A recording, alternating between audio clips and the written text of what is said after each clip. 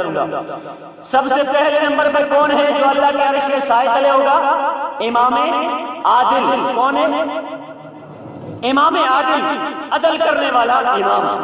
اور اس کے بعد میرے آقا علیہ السلام نے ارشاد فرمایا، کیا فرمایا؟ شاب نشا فی عبادت ربی، شاب نشا فی عبادت ربی۔ کیا مطلب؟